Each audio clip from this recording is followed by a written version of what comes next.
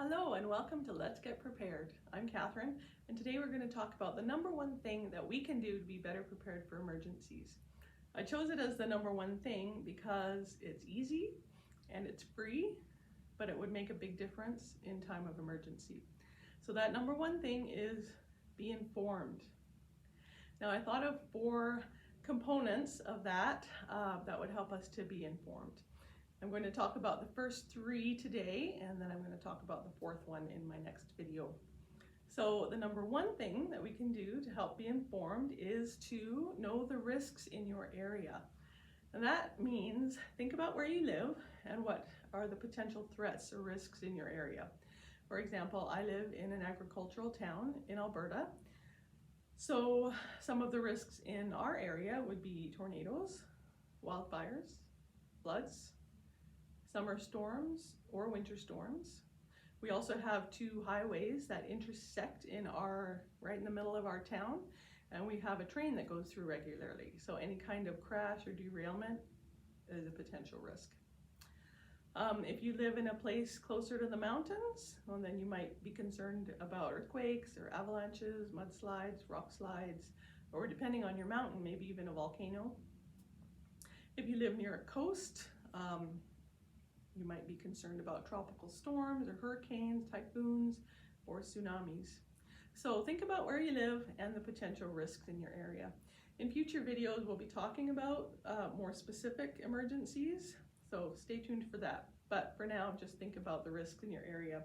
Number 2 is to gather information. The other day, I was leaving the library, and I saw this in the hallway.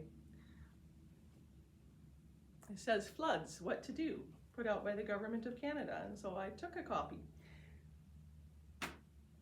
Over the years, I've collected several. These are some other examples.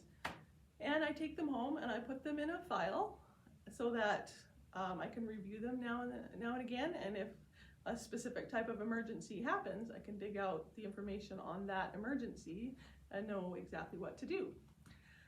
If you don't like paper copies, all this information is online. I'll post some links below, and in most of the videos that I do, I'll have some sort of link so that you can read the information online.